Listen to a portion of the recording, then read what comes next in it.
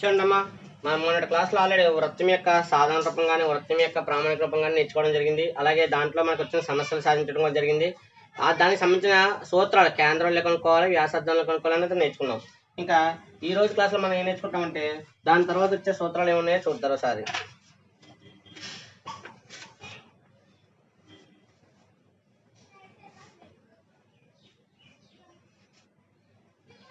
చూడండి, సమస్య 4 ఏమి ఇచ్చాడు ఇక్కడ మనకి? కేంద్రం వాడే ఇచ్చాడు, వ్యాసార్థం వాడే ఇచ్చాడు. కాబట్టి కేంద్ర వ్యాసార్థం ఇచ్చినప్పుడు ఇలా కనుక్కోవాలి. ఒకసారి చూడండి, దాంట్లో వృత్త కేంద్రం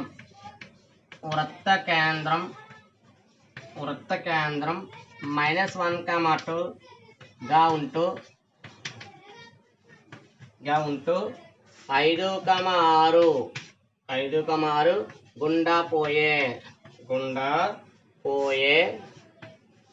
గుండా పోయే వృత్త సమీకరణాన్ని కనుక్కోండి. వృత్త సమీకరణాన్ని కనుక్కోండి.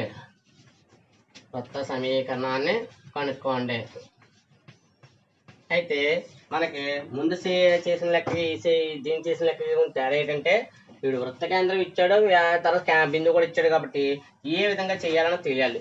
కేంద్రము వ్యాసార్థం అంటే మనకు తెలిసిన పద్ధతి ఉంది, కానీ ఇక్కడ కేంద్రం బిందు మాత్రం ఇచ్చాడు. కాబట్టి ఇచ్చిందో సార్ రాసుకోండి. రాసుకుంటే ఏమి ఇచ్చాడు అనేది ఇక్కడ ఉంది చూడండి. ఒకసారి కేంద్రం ఇచ్చాడు, దత్తాంశం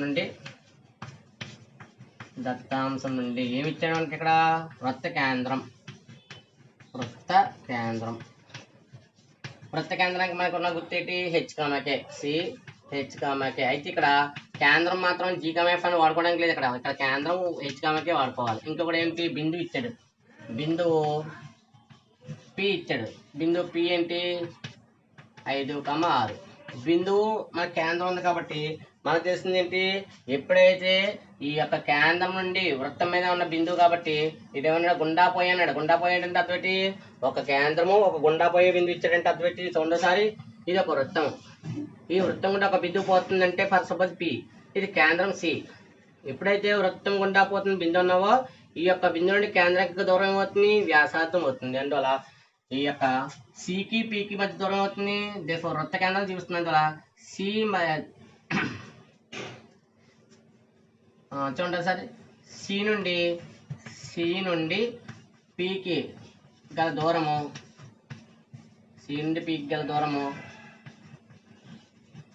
వ్యాసార్థం అవుతుంది. వ్యాసార్థం అవును. సి నుండి పికి గల దూరము దేనికి చూపిస్తుందంట? వ్యాసార్థం. ఎందుకు వ్యాసార్థం అని చెప్పాను? కేంద్రం నుండి వృత్తం మీద ఉన్న ఏ బిందువుకైనా దూరం చేస్తే అది కంపల్సరీ దేని చూపిస్తుంది? వ్యాసార్థం చూపిస్తుంది. అందులో సి నుండి పీకి గల దూరం దూరం ఏమవుతుంది? వ్యాసార్థం. దాని రిప్లైస్ ఫార్మ్ ఏంటి? CP =R. ఫార్మ్ ఏంటి? ఆర్. దేర్ఫోర్ R = సిపి దూరం, సికి పికి దూరం. కాబట్టి ఏమవుతుంది? -1 - 5 whole square plus 2 - 6 whole square.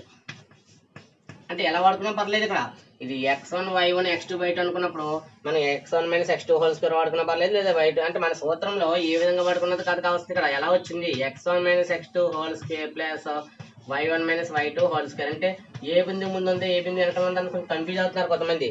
అలాంటప్పుడు మనం ఏం చేస్తున్నాం? ఇక్కడ మొదటి బిందువు ఉన్నది -1 కాబట్టి -1 - 5 హోల్ స్క్వేర్ 2 - 6 హోల్ స్క్వేర్ రాసిన తర్వాత ఏమొచ్చిందో సార్ చూడండి. ఏమవుతుంది? రూట్ 2 కలిపితే ఎంత వచ్చింది? -6 హోల్ స్క్వేర్ వచ్చింది. ఇక్కడ తీసేస్తే ఎంత వచ్చింది? -4 హోల్ స్క్వేర్. అంటే మీకు వస్తే వేసేసుకోవచ్చు, ముందు కలపాలి కాబట్టి 2 మైనస్ కాబట్టి కలిపాను. కలిపితే ఎంత వచ్చింది? -6 హోల్ స్క్వేర్ వచ్చింది. ప్లస్ తీసేస్తే 4 వచ్చింది. ఏ 4 అయితే -4 హోల్ స్క్వేర్ వచ్చింది. దేర్ఫోర్ 6 స్క్వేర్ ఎంత? 6 36. 4 స్క్వేర్ ఎంత? 4 16. కలిపితే ఎంత వచ్చింది? 50. 52. 36కి 16 కలిపితే 52. ఇదేంటి? ఆర్. ఎంత వచ్చింది? ఇక్కడ R వచ్చింది.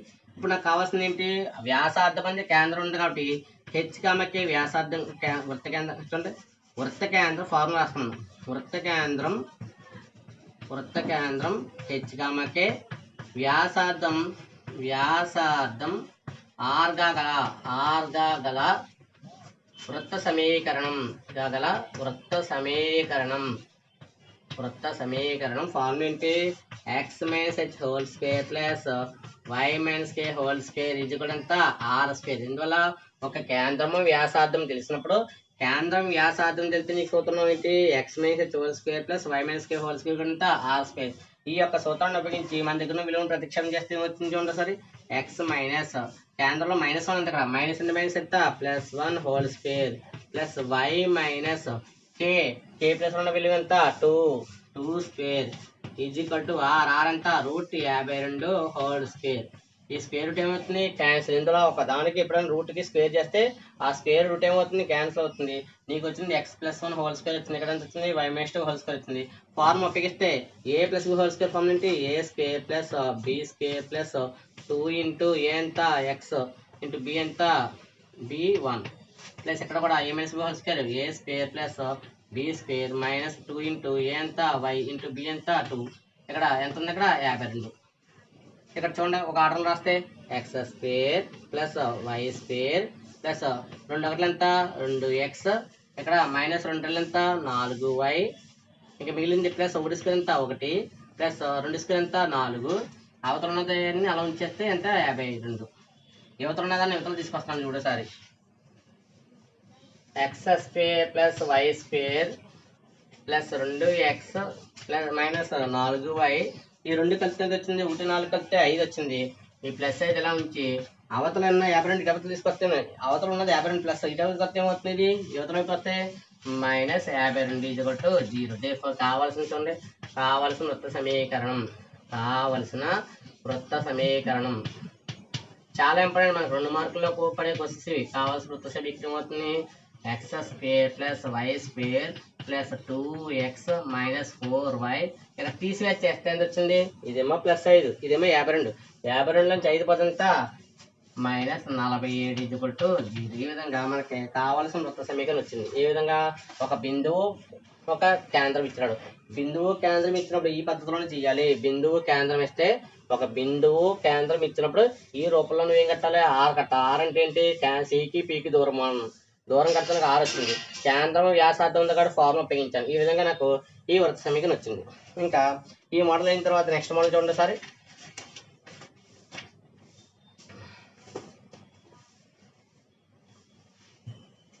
ఇక్కడ సమస్య 4 అయింది.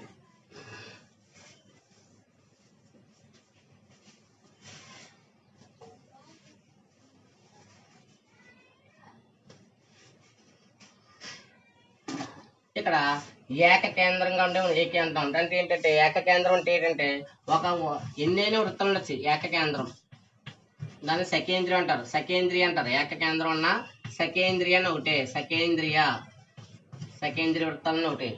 ఏకకేంద్రం అన్న సకేంద్రం అన్న ఒకటే కాబట్టి ఏంటది చూడండి ఒక బిందువు నుండి నీ మీద దూరంలో చలించే వృత్తాల సముదాయం ఏదైతే ఉందో ఈ వృత్తాలన్నింటికి కూడా కేంద్రం ఏంటి ఒకటే. అంటే ఏంటి వ్యాసార్థం మారుతుంది. మొదటి వృత్తం నుండి ఈ యొక్క బిందువుకి గల దూరం అది వ్యాసార్థం అయితే అదే బిందువు నుండి రెండవ వృత్తానికి ఉన్నది ఏమవుతుంది వ్యాసార్థం అవుతుంది. అదే బిందువు నుండి మూడవ వృత్తం ఏమవుతుంది వ్యాసార్థం. అయితే ఇక్కడ మొదటి దానికి R1 రెండో దానికి R2 మూడో దానికి ఏమవుతుంది R3. అంటే ఏంటి వ్యాసార్థంలో మార్పు ఉంటుంది. అంటే పదంలో అంటే ఏంటి స్థిర పదంలో మార్పు ఉంటుంది కానీ కేంద్రంలో మార్పు ఉండదు. అంటే 2 రకాలుగా చెప్పచ్చు. ఒకటి ఏంటంటే ఈ వృత్తపరంగా తీసుకుంటే X square plus why square plus 2gx plus 2fy plus c అనే ఒక వృత్తం తీసుకున్నప్పుడు ఈ వృత్తానికి ఏమని చెప్తున్నావు ఇందులో జిఎఫ్లు మారవు కానీ ఏది మారుతుంది సి మారుతుంది. అంటే ఏంటి ఈ వృత్తానికి ఏకకేంద్రంగా ఉన్న ఇంకో వృత్త సమీకరణం కానీ లేదా ఈ వృత్తంతో సకేంద్రమైన ఇంకో వృత్త సమీకరణం కానీ నీకు అడిగితే నువ్వేం చేయాలి X square plus why square plus 2gx plus 2fy plus c dash ఇది కూడా ఎంత 0. అంటే ఏంటి ఎప్పుడైనా నీకు ఏకకేంద్ర వృత్తంతో ఉన్న సమీకరణం కావాలంటే ఇందులో ఏది మారుతుంది స్థిర పదం. ఇక్కడ సి ఉంటే ఇక్కడ ఏమవుతుంది c డాష్. మిగతా పదాల్లో ఎటువంటి మార్పు చేయకూడదు. అంటే ఏం చెప్తుంది ఇక్కడ కేంద్రంలో ఎటువంటి మార్పు ఉండదు. దేంట్లో మార్పు వస్తుంది స్థిర పదంలోనే వస్తుంది మార్పు. అంటే ఏంటి ఒక స్థిర బిందువు నుండి నీ మీద దూరంలో చెల్లించే వృత్తాలన్నీ కూడా ఉన్నాయి కానీ ఈ వృత్తాలన్నింటికి కేంద్రం ఒకటే కానీ వ్యాసార్థం ఏంటి ఒక్కొక్క వృత్తానికి ఒక వ్యాసార్థం ఉంటుంది. అంటే ఏంటి ఒక్కోదానికి ఒక స్థిర పదం ఉంటుంది తప్ప కేంద్రంలో ఎటువంటి మార్పు రాదు. దీని ఏమంటాం సెకండరీ వృత్తం అంటాం. ఏకకేంద్ర వృత్తం అన్నా సెకండరీ వృత్తం అన్నా ఒకటే. దీని మీద కూడా మనకు సమస్యలు ఉన్నాయి చూడండి సాయి.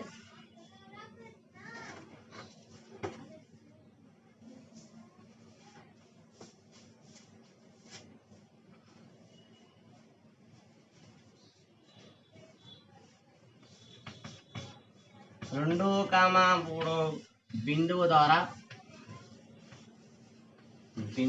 ద్వారా పోతూ X square plus why square plus 8x plus 12y plus 15 0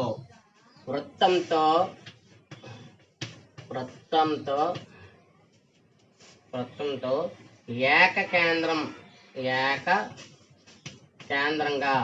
ఏకకేంద్రంగా ఉండే వృత్త సమీకరణం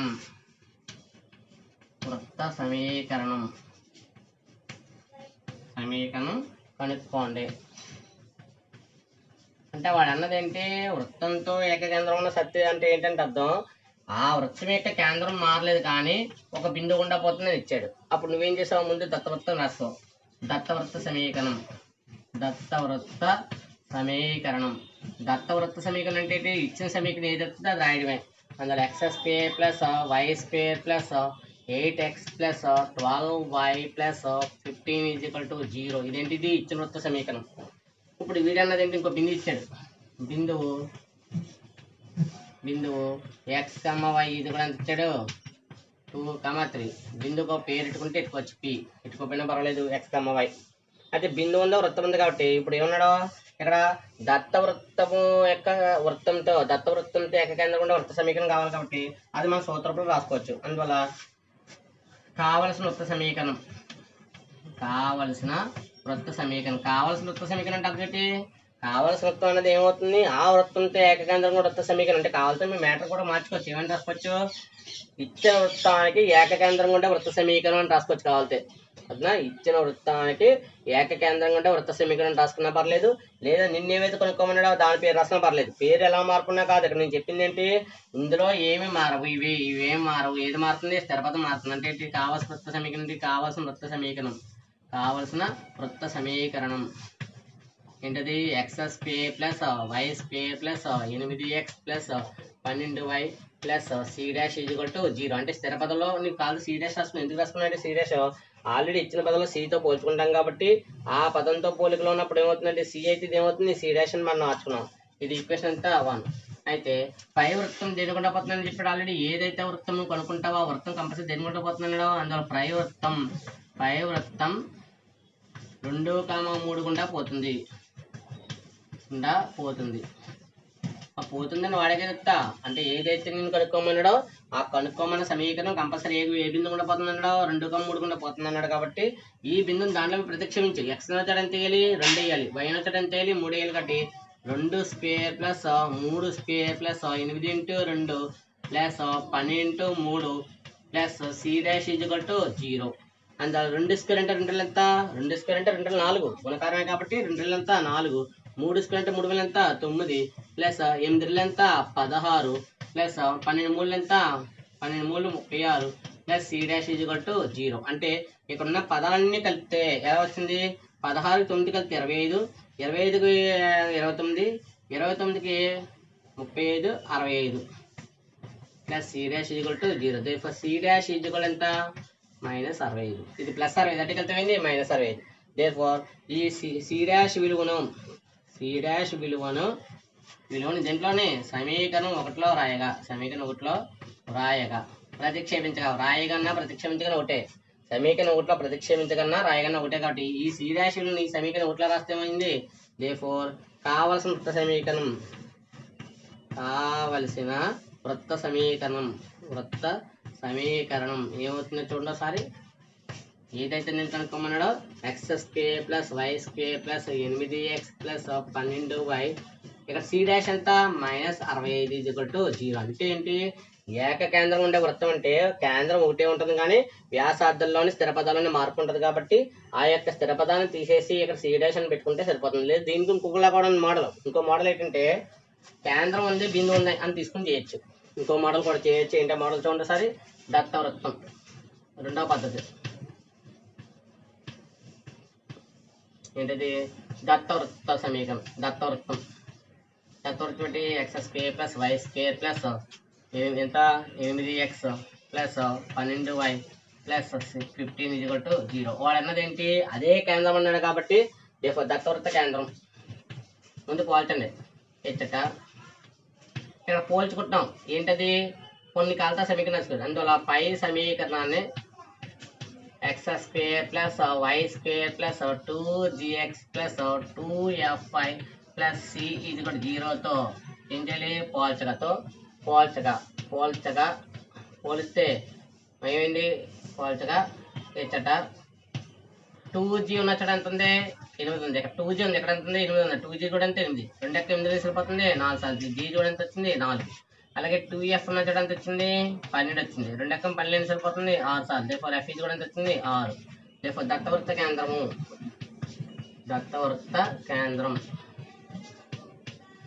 కేంద్రం ఫార్ములా సి కూడా ఎంత -g -f. దేర్ఫోర్ సి కూడా ఎంత వచ్చింది ఎంత -4 -6 కేంద్రం వచ్చింది. ఇంకేం కావాలి, దత్త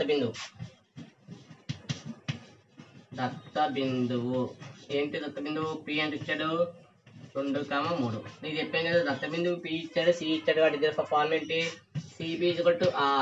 కావున నీకు తెలిసింది ఏంటి, ఆల్రెడీ కేంద్రం బిందువు ఉన్నప్పుడు, కేంద్రం బిందువు ఉంటే ఏమవుతుంది, ఆ బిందువు గుండా పోతుంది అన్నావు కాబట్టి ఆ సికి పికి దూరం ఏమవుతుంది, r అవుతుంది. ఇప్పుడు r కూడా ఫార్ములా ఏంటి, √, ఏమవుతుంది -4 -2 whole square plus -6 -3 whole square.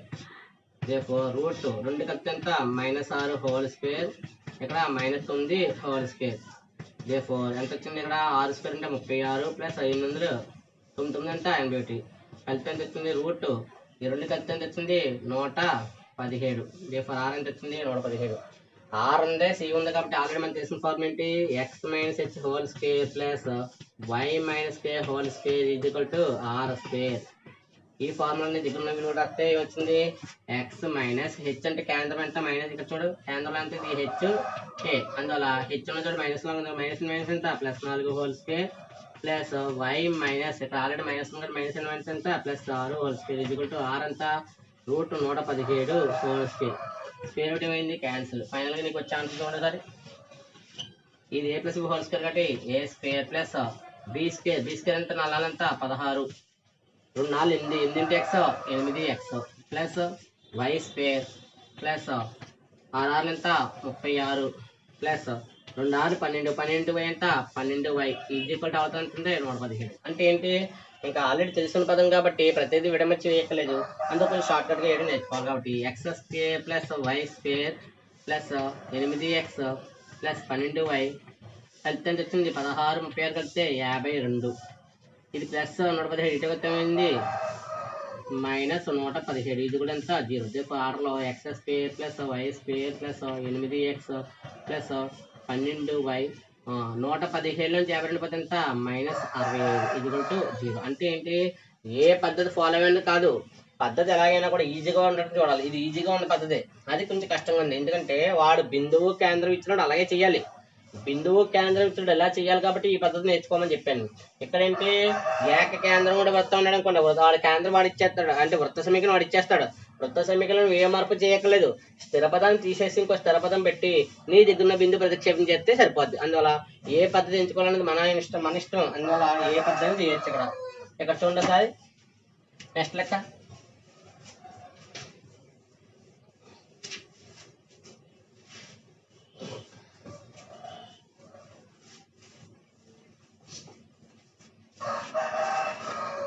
అందువల్ల ఇక్కడ మనం చేసే పని ఏంటంటే, నెక్స్ట్ మోడల్లో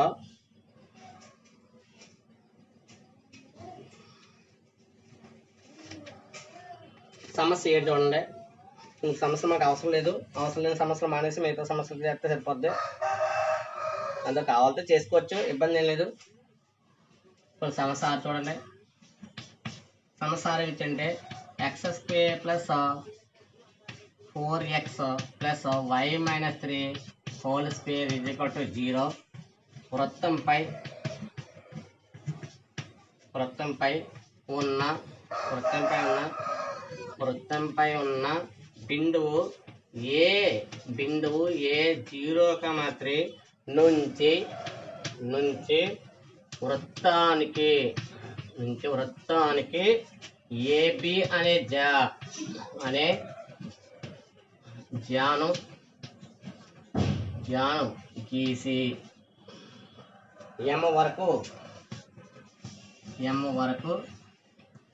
AM is equal to 2AB అయ్యేటట్లు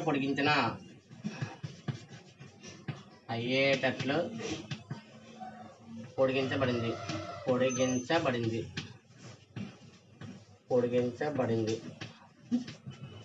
ఎం బిందువు పద సమీకరణం కనుక్కోండి. బిందు పద సమీకరణం కనుక్కోండి.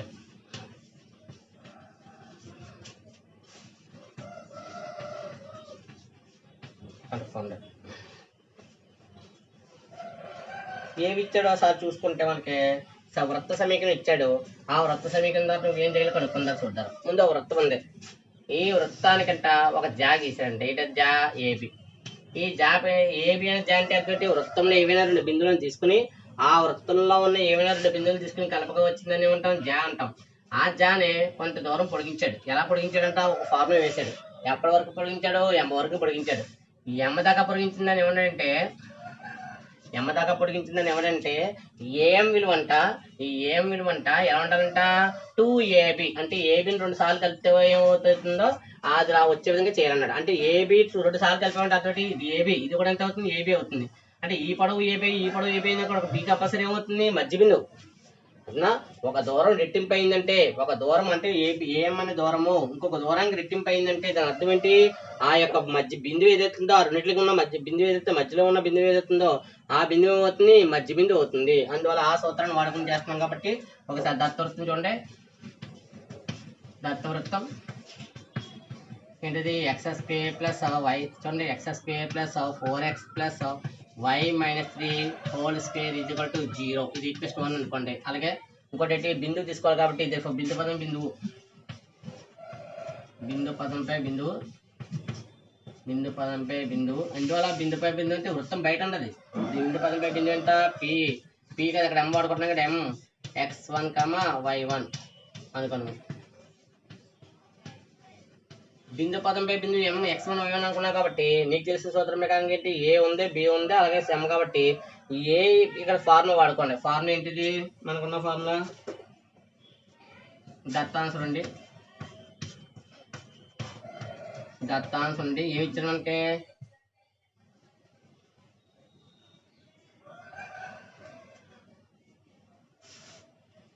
ఇంకోటి కూడా రాశాడు కాబట్టి ఆ బిందు కూడా రాసుకోండి. దత్తాంశం ఉండి దత్త బిందువు కూడా రాసుకోండి. దత్త బిందువు ఏమి ఇచ్చాడు? దత్త బిందువు ఏ ఎంత 0,3 ఒక బిందువు ఇచ్చాడు. నువ్వు ఒక బిందువు తీసుకున్నావు. ఒక బిందువు వాడు ఇచ్చాడు. ఒక బిందువు ఎంత 0,3 ఇచ్చాడు. ఇంకో బిందువు నువ్వు తీసుకున్నావు. ఇప్పుడు దత్తాంశం నీకు ఏమి ఇచ్చాడు మ్యాటర్ రాసుకో. దత్తాంశం నుండి నీకేమి ఇచ్చాడు? AM is equal to 2AB అని ఇచ్చాడు. కానీ నీకు ఒకసారి గమనించు, AM is equal to 2AB ఇచ్చినప్పుడు అసలు ఏఎం అనేది 2 భాగాలైంది. ఏంటా భాగాలు అవి? ఏబి ప్లస్ బిఎం 2 భాగాలు కాబట్టి AB plus BM is equal to ఇక్కడ 2AB అంటే అదొకటి ఏబి ప్లస్ ఏబి. ఏబి అంటే ఎన్నిసార్లు? 2 సార్లు. అందులో ఏబి ప్లస్ ఏబి. ఒక ఏబి క్యాన్సిల్ అవుతే దేర్ఫోర్ బిఎం విలువ దేనికి సమానమైంది? ఏబి. మరి బిఎం విలువ ఏబికి సమానమైంది అంటే అదొకటి ఏబి పొడవు.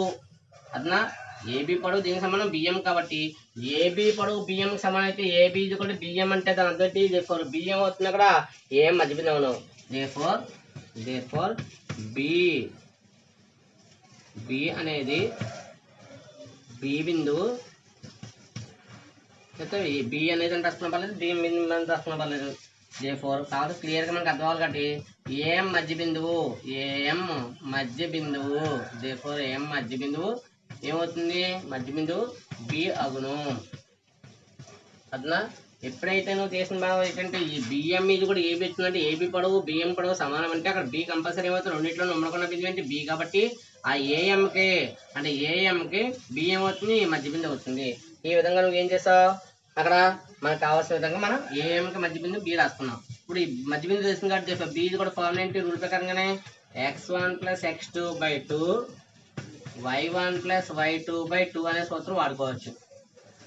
అందువల్ల మధ్య బిందు సూత్రం వాడాను. నీకు ఆల్రెడీ ఇక్కడ ఏమన్నా కూడా ఏ బిందువు ఎం బిందువు తీసుకోవాలి. ఏ బిందు ఎంత 0,3, ఇంకో బిందు ఎం ఎంత x1 y1 అప్లై చేసుకుంటే 0 + x1 0 + x1/2 తర్వాత రెండోది 3 + y1 3 + y1/2. therefore b is equal to x1/2, 3 + y1/2 బిందు వచ్చింది. ఇప్పుడు వాడు ఏమన్నాడు, ఎప్పుడైతే ఆ బిందు దేని మీద ఉంటుందో వృత్తంపై ఉంటుంది. therefore b బిందు వృత్తంపై ఉంటుంది. b బిందువు వృత్తంపై ఉంటుంది. వృత్తం 1పై ఉంటుంది. వృత్తం 1పై ఉంటుంది. ఇందువల్ల ఆల్రెడీ నువ్వు జాన్ అంటే రెండు బిందువులు వృత్తం మీద ఉండాలి. ఏ బిందువు ఆల్రెడీ 0,3 ఉంటుంది. అలాగా x బదులు 0 y బదులు 3 వేసాం అనుకో, ఆటోమేటిక్గా వీడియో ఏమైపోతుంది 0 0² 4 × 0 0 3 - 3 0. అందువల్ల వృత్తంపై బిందువు ఒకటి బిందు ఉంది. ఇంకా రెండో బిందు బి అన్నా ఒకటి బి బిందు వృత్తంపై ఉంటుంది.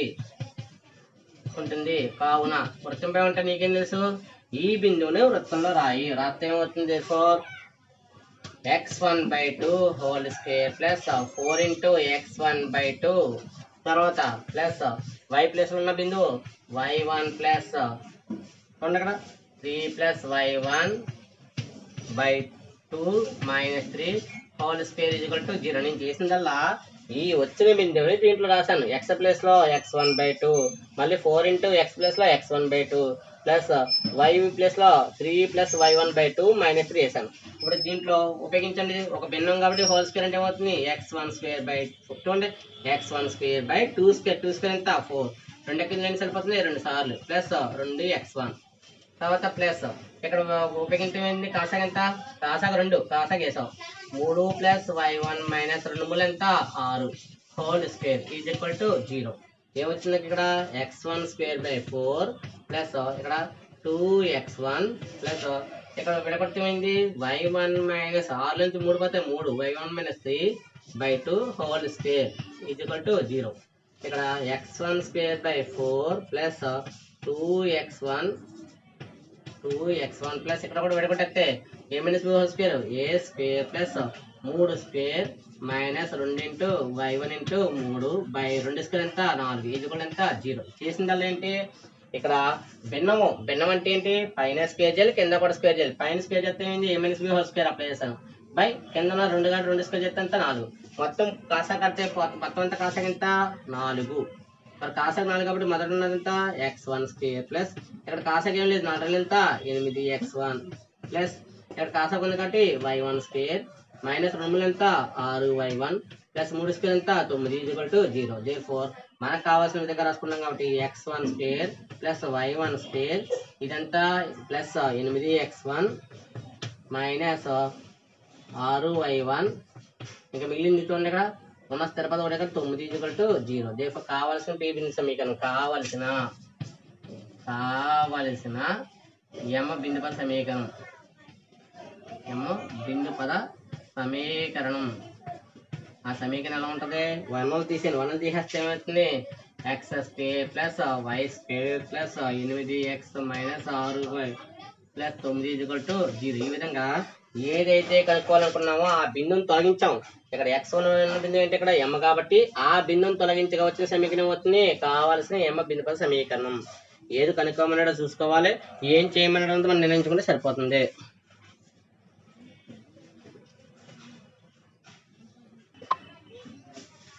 చూడండి ఈ విధంగా మనకి సమస్య ఆరైన తర్వాత సమస్య ఉండసారి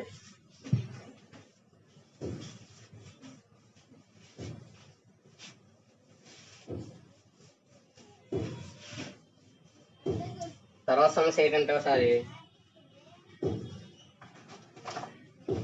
సమస్య 7 చూడండి సార్.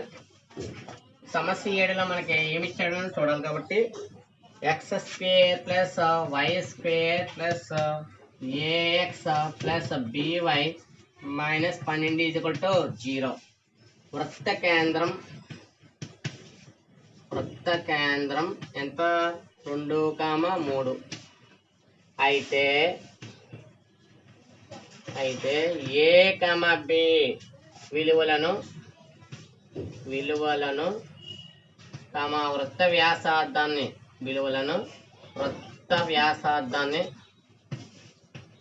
వ్యాసార్థాన్ని వృత్త వ్యాసార్థాన్ని కనుక్కోండి.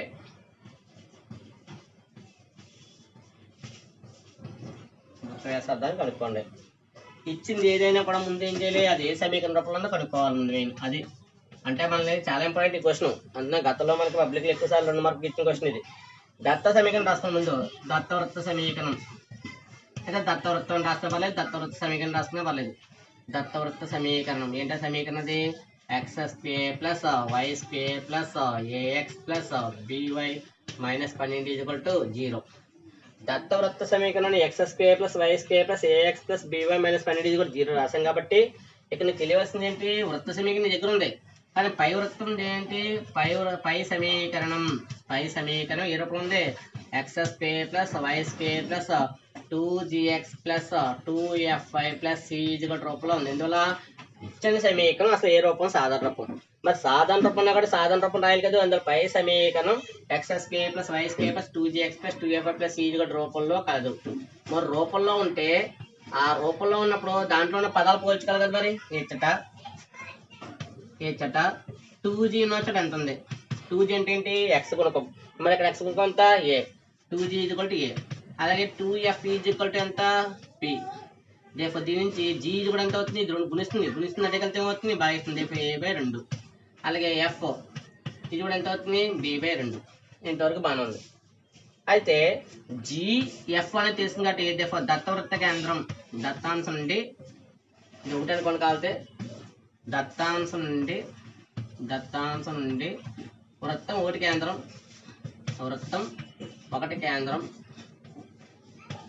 2,3. వృత్తం 1 కేంద్రం 2,3 అయితే నీకు తెలిసిన సూత్రం ఏంటి, -g - f. మరి అదే ఫార్ములా. కేంద్రం అంటే ఏంటి, ఇచ్చింది ఏదైనా కూడా కేంద్రం ఉన్నా కాబట్టి ఆ కేంద్రం కంపల్సరీ దీనికి సమానం అవ్వాలి. -g - f ఇది కూడా ఎంత అవుతుంది, 2,3. ఇది నువ్వు తెలుసుకున్న సూత్రం. దత్తాంశం నుండి వృత్తం 1 కేంద్రం ఇచ్చాడు 2,3. మరి వృత్తం 1 కేంద్రం 2,3 అయితే కేంద్రం ఎప్పుడో సూత్రం ఏంటి, సాధారణ రూపంలో ఉన్న సూత్రం సమానం. సాధారణ రూపం ఏంటి, -g - f ఇది కూడా ఎంత, 2,3. మరి -g - f ఇది కూడా 2,3 అయితే నీ దగ్గర ఉన్న g ఉంది కదా, మరి g ఎంత, a/2. f ఎంత ఉంది నీ దగ్గర, -b/2. నీ దగ్గర ఉన్నది ఎంత, 2,3. అంటే కేంద్రం ఇచ్చాడని చెప్పి కేంద్రం యొక్క మనకు ఉన్న ఫార్ములా ఏంటి, -gf తో సమానం అవ్వాలి కాబట్టి మరి -g ఎంత, a/2 -f ఎంత, b/2. దీంట్లో 2 బిందువులు సమానం. 2 బిందువులు సమానం అంటే ఏంటి, వాటి యొక్క నిరూపకాలు కూడా సమానం. ఇది x నిరూపకం, ఇక్కడ x నిరూపకం ఎంత, 2. ఇది y నిరూపకం ఎంత, 3. పోల్చుకుంటే -a/2 ఇది కూడా ఎంత, 2. అలాగే -b/2 ఇది కూడా ఎంత, 3. ఇక్కడ ఏం చేస్తుంది, భాగిస్తుంది. ఈ భాగిస్తుంది అడిగితే ఏమవుతుంది, గుణిస్తుంది. -a = 2 ఎంత, 4. అంటే ఈ భాగించే అడిగితే ఏమవుతుంది, గుణిస్తున్నాను కాబట్టి 2 ఎంత, 4 అయింది. -a కూడా 4. ఇక్కడ నాకు ఏకి మైనస్ ఉండకూడదు. a = ఇది మైనస్ అటువైపు మార్చుకోవడం అంటే మైనస్ తో గుణించావు. మైనస్ తో గుణిస్తే మైనస్ అంటే మైనస్ ఎంత, ఇక్కడ మైనస్ ఉంది. ఈ మైనస్ తీసేయాలంటే ఇంకొక మైనస్ తో గుణించాలి. ఇంకొక మైనస్ తో గుణిస్తే మైనస్ అంటే మైనస్ ఏమవుతుంది, ప్లస్ అవుతుంది. మరి -4 ఎంత, -4. అలాగే b = చూద్దాం, -b ఇక్కడ 2 భాగిస్తున్నట్టుగా గుణిస్తుంది. 2 ఎంత, 6. నాకు -b అవసరం లేదు. b ఇది మైనస్ ఉన్నట్టు మైనస్ అంటే మైనస్ ఎంత, ప్లస్ మైనస్ అంటే 6 -6. ఈ విధంగా ఏ విలువ -4 వచ్చింది, b ఎంత వచ్చింది, -6 వచ్చింది. నీకు కావాల్సింది ఏంటి, వ్యాసార్థం కావాలి. వ్యాసార్థం r √. అయితే నీ దగ్గర కేంద్రం ఉన్నప్పుడు ఇంకా వ్యాసార్థంతో పోల్చుకోక్కర్లేదు కాబట్టి ఇక్కడ c విలువ కూడా ఎంత, cని పోల్చుకోవడం ఇక్కడ స్థిరపదం c, ఇక్కడ స్థిరపదం ఎంత, -12. మరి నీకు తెలిసిన ఫార్ములా ఏంటి, g² + f² - c. అయితే g² + f² - c అన్నప్పుడు నీటిలో ఆల్రెడీ gf ఉన్నాయి కదా నీ దగ్గర. g ఎంత, 2 ఉంది. f ఎంత ఉంది, 3 ఉంది. అందువల్ల √. g విలువ ఎంత వచ్చింది, -2². f విలువ ఎంత వచ్చింది, -3². c ఎంత, -12. అంటే ఏంటి, నువ్వు తీసుకొచ్చి ఈ విలువ రాసినా పర్వాలేదు. అంటే సార్ అక్కడ g ఆల్రెడీ a/2 ఉంది కదండి అంటే a ఎంత, -4. మరి -4/2 ఎంత అవుతుంది, -2. మరి b ఎంత, -6. -6/2 ఎంత, -6 ఇక్కడ వేసాం ఇంకో 2 ఎక్కువ 6 సార్లు పోతుంది, 3 సార్లు పోతుంది అంటే -3. g ఎంత వచ్చింది, -2. ఇదేమో -2. అయితే మీరు మైనస్ తో సంబంధం లేదు ఇక్కడ, డైరెక్ట్ గా 2,3 కూడా వాడుకోవచ్చు. ఇందువల్ల 2,3 -g -f లే కాబట్టి ఆ విలువలు వాడుకుని అక్కడ మైనస్ స్క్వేర్ చేసిన ఏమవుతుంది, ప్లస్ అవుతుంది. 2² ఎంత, 2² అంటే 2 4. 3² అంటే 3 ఎంత, 9. మైనస్ అంటే మైనస్ ఎంత, ప్లస్ 12. దేర్ఫోర్ 4కి 12 కలిపితే 16, 16కి 9 కలిపితే 25. మరి 25కి రూట్ ఎంత? 5. దేర్ఫోర్ r విలువ ఎంత వచ్చింది? అంటే ఏదైతే కనుక్కోమన్నాడో ఆ వ్యాసార్థం r కూడా ఎంత వచ్చింది? 5 వచ్చింది. నిన్ను కనుక్కోమన్న ఏ విలువ ఎంత వచ్చింది? -1 వచ్చింది. b ఎంత వచ్చింది? -r. ఈ విధంగా ఏ విలువలు అయితే కనుక్కోమన్నాడో ఆ విలువలు కనుక్కున్నావు, అలాగే వ్యాసార్థం కూడా కనుక్కున్నావు. ఈ విధంగా మనం కనుక్కోమన్న విలువ ఈ విధంగా కనుక్కోవాలి. చాలా ఇంపార్టెంట్ మోడల్ ఇది. అది ఈ మోడల్లో ఏ లెక్క ఇచ్చినా కూడా ఇలాగే చేయాలి. ఇంకా తర్వాత మనకి ఉన్న దీని నెక్స్ట్ తర్వాత ఇంకో సమస్య వద్దే. అయితే ఇక్కడ ఏం కనుక్కోమన్నాడు? ఏబీలు కనుక్కోమన్నాడు. అంటే స్థిరపదం ఇచ్చేసాడు. స్థిరపదం నాకు ఎంత ఇచ్చాడు? -12 ఇచ్చి ఎక్స్ గుణకం వై గుణకం ఇవ్వలేదు కాబట్టి ఏబీలు కనుక్కోమని చెప్పాడు. మరి తర్వాత ఈ ఇంకొక రూపంలో ఏం చూడండి సార్, ఇందులో సమస్య 9 ఏమి చూడండి. సమస్య 8 చూస్తే సమస్య 8లో నాకు ఏమి ఇచ్చాడు చూడండి ఒకసారి. x² + y² - 4x + 6y + a = 0. అంటే స్థిరపదం ఇవ్వలేదు. సూచించే వృత్త వ్యాసార్థం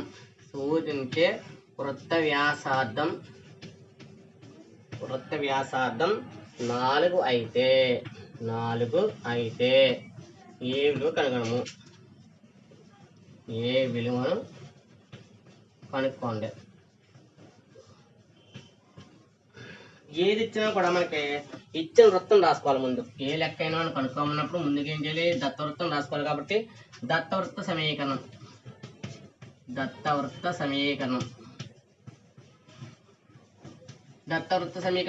ఎలా ఉంచండి? x² + y² - 4x + 6y + a = 0.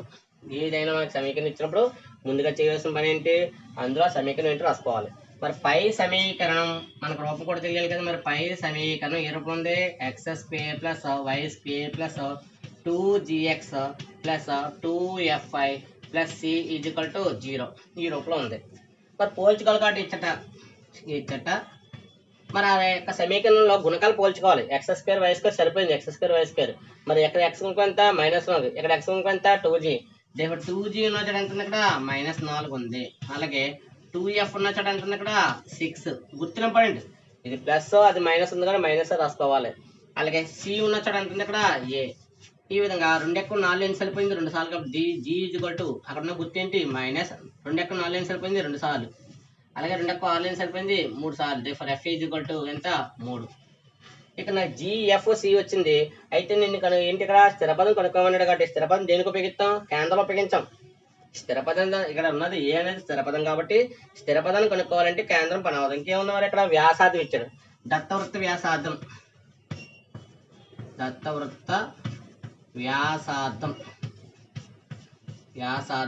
r = ఎంత ఇచ్చాడు? 4. అయితే దత్తవృత్త వ్యాసార్థం r = 4 ఇచ్చినప్పుడు అసలు r కున్న సూత్రం ఏంటి? g² +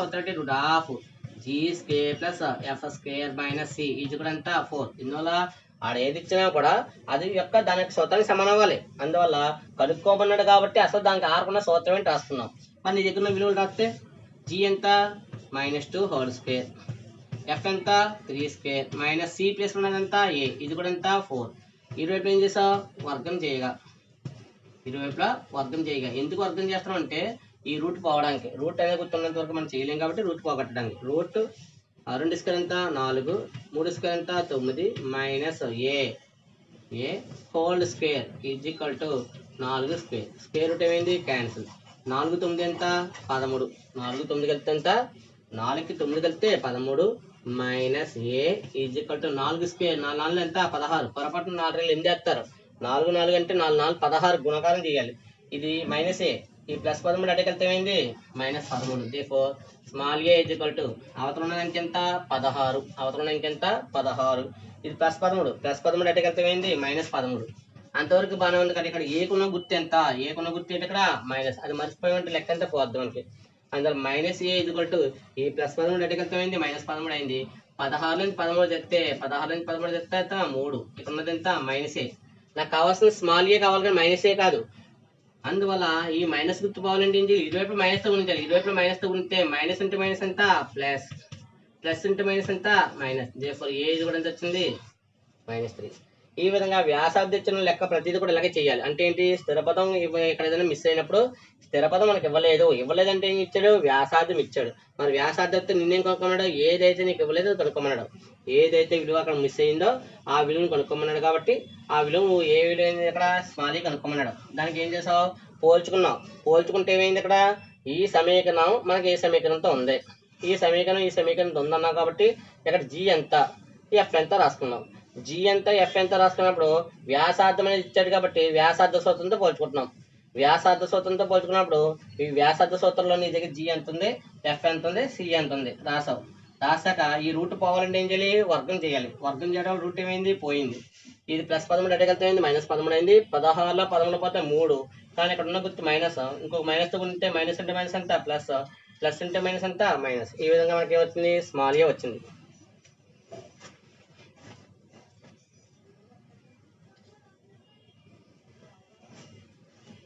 అయితే ఈ సమస్య సాధన అయిన తర్వాత మనకి దీని తర్వాత మోడల్ చూడండి ఒకసారి. నెక్స్ట్ ఏం వద్దాం అది.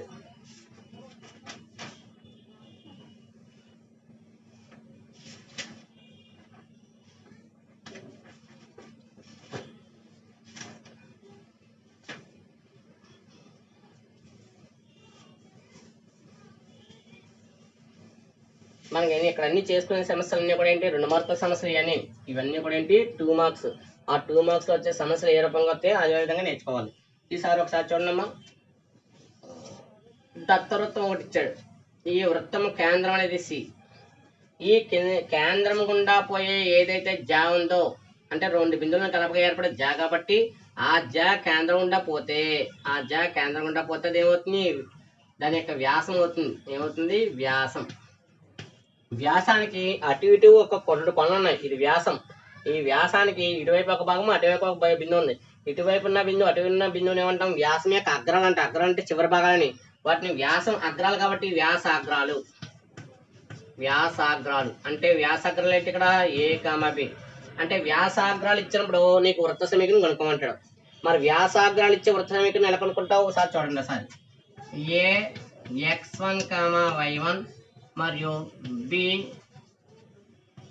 x2, y2 లు వ్యాసాగ్రాలుగా కలిగిన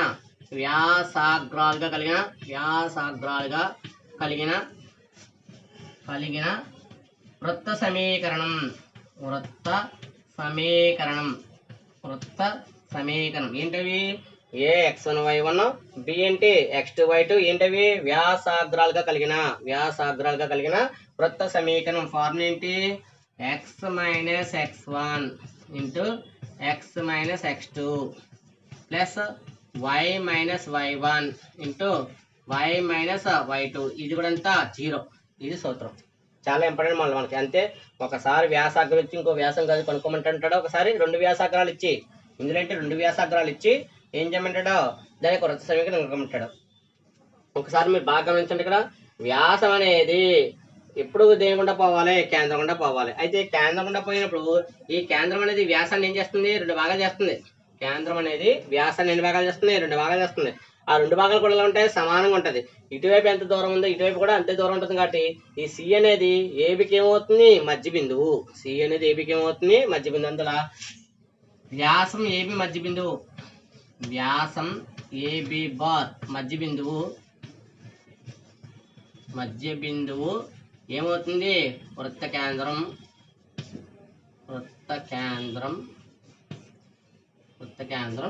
సి అగును.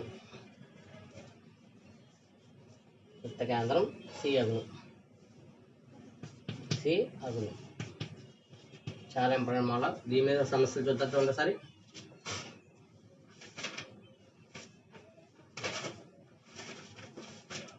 సమస్య ఒకటే సమస్య.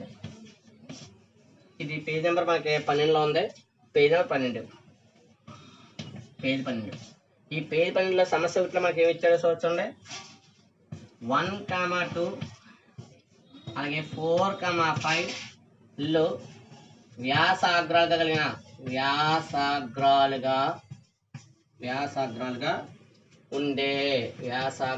ఉండే వృత్త సమీకరణం వృత్త సమీకరణం కనుక్కోండి. ఏది కనుక్కోమన్నా ముందు దత్త బిందువులు రాయాలి కాబట్టి అది ఒకటి నేర్చుకోవాలి. దత్త బిందువులు ఏది ఇచ్చినా కూడా వ్యాసాగ్రాలు, దత్త వ్యాసాగ్రాలు, దత్త వ్యాసాగ్రాలు, వ్యాసాగ్రాలు ఏ x1 y1 is equal to ఎంత 1, 2, బి రెండో బిందువు ఏంటి x2 y2 is equal to ఎంత 4, 5. వాడు ఇవ్వలేదు కాబట్టి అనుకోవడము. వాడు పేరు ఇస్తే పర్వాలేదు, పేరు ఇవ్వలేదు కాబట్టి అయితే పేరు ఇవ్వకపోయినా పర్వాలేదు, ఏవైనా అక్కడ అనుకోలేదు. అంటే పేరు ఎందుకు పెట్టుకున్నాం అంటే x1 ఎంత, y1 ఎంత, x2 ఎంత, y2 ఎంత అని తెలుసుకోవడానికి ఉపయోగించాను తప్ప వాడు పేరు ఇవ్వకపోయినా పర్లేదు. అయితే ఇప్పుడు సరిగ్గా చూడండి, సరే వ్యాసాగ్రాలు ఇచ్చాడు కాబట్టి కావాల్సిన వృత్త సమీకరణం రాసేసుకున్నా పర్వాలేదు, లేదా పూర్తి సూత్రం రాసినా పర్వాలేదు. అందువల్ల పూర్తి సూత్రం రాసుకుంటేనే బాగుంటుంది మనకి. అందువల్ల x1 y1, x2 y2 లో వ్యాసాగ్రాలుగా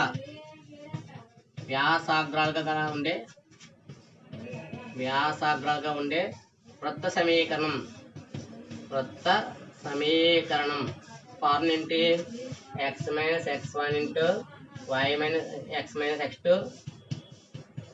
plus y minus y1 into y minus y2 is equal ఎంత 0. అంటే ఏంటి వ్యాసాగ్రాలు కంటే వృత్త సమీకరణం అడిగాడు కాబట్టి నువ్వు దగ్గర వ్యాసాగ్రాలు తీసుకున్నావు, అది వృత్త సమీకరణం కూడా వేసావు. నీ దగ్గర బిందువు ప్రతిక్షేపం చేస్తే x మైనస్ x1 ప్లస్ ఎంత ఉంది 1 into x minus x2 plus ఎంత ఉంది 4 ప్లస్ y మైనస్ y1 ఎంత ఉంది 2 ఇంటూ y మైనస్ y2 ఎంత 5 ఈజ్ ఈక్వల్ ఎంత 0. అంటే నీ దగ్గర బిందువులు ప్రతిక్షేపం చేసావు. ఎలాగా ఆ వ్యాసాగ్రాలు అన్నావు కాబట్టి వ్యాసం యొక్క అగ్రాల్లో ఉండే వృత్త సమీకరణం రాసుకున్నావు. దాంట్లో నీ దగ్గర బిందువు ప్రతిక్షేపం చేస్తే గుణకారం చేస్తున్నాం. ఎలాగా x ఇంటూ x స్క్వేర్, తర్వాత x ఇంటూ x స్క్వేర్ అయింది, x ఇంటూ 4 కానీ దాని ముందు ఏమవుతుంది minus x into 4x minus 1 into x 1x రాసుకున్నా పర్లేదు, రాసుకోపోయినా పర్లేదు. మైనస్ ఇంటూ మైనస్ ఎంత ప్లస్ 4 ఎంత 4 ప్లస్ y ఇంటూ y ఎంత y square minus y into 5y దాని ముందు గుర్తు ఎంత మైనస్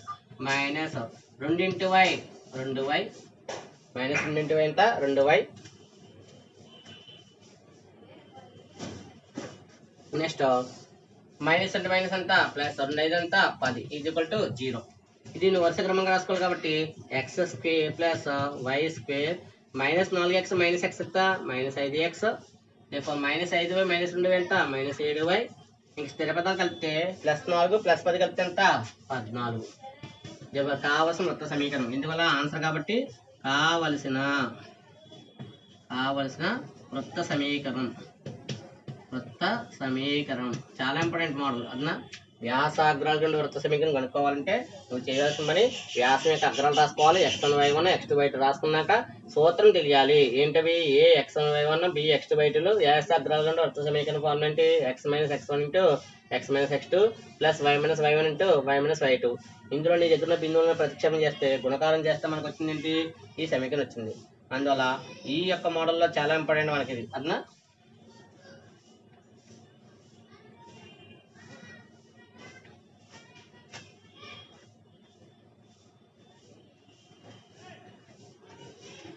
అయితే ఇక్కడ మీరు బాగా గమనించవలసింది ఏంటంటే ఒకవేళ దీని తర్వాత సమస్యలో మనకి వ్యాసం యొక్క అగ్రాలు అన్నాడు కాబట్టి ఒక భాగం ఇచ్చి ఇంకో భాగం కనుక్కోమంటాడు. అదనా ఒక భాగం ఒక అగ్రం ఇచ్చి ఇంకో అగ్రం ఇవ్వకుండా ఏమి ఇచ్చేస్తాడు నీకు వృత్తం ఇస్తాడు. ఆ వృత్తంతో నువ్వేం కనుక్కుంటావు కేంద్రం కనుక్కుంటావు. కేంద్రము నీ దగ్గర అగ్రం ఉంది కాబట్టి ఇంకో అగ్రం కనుక్కోవాలంటే ఏ ఫార్ములా వాడాలి వ్యాసం ఏవి మధ్య బిందు ఏమవుతుంది వృత్త కేంద్రం అవుతుంది కాబట్టి వృత్త కేంద్రం మధ్య బిందు సూత్రం వాడుకుని నువ్వు అవి ఇంకొక అగ్రం కనుక్కోవడం నేర్చుకోవాలి. అయితే ఈ రోజుకి ఈ సమస్యలు సరిపోతాయి. తర్వాత రోజు మనకి నేర్చుకునేటప్పుడు మాత్రం ఈ యొక్క సూత్రం కొంచెం బాగా నేర్చుకునండి. Next class చూద్దారా.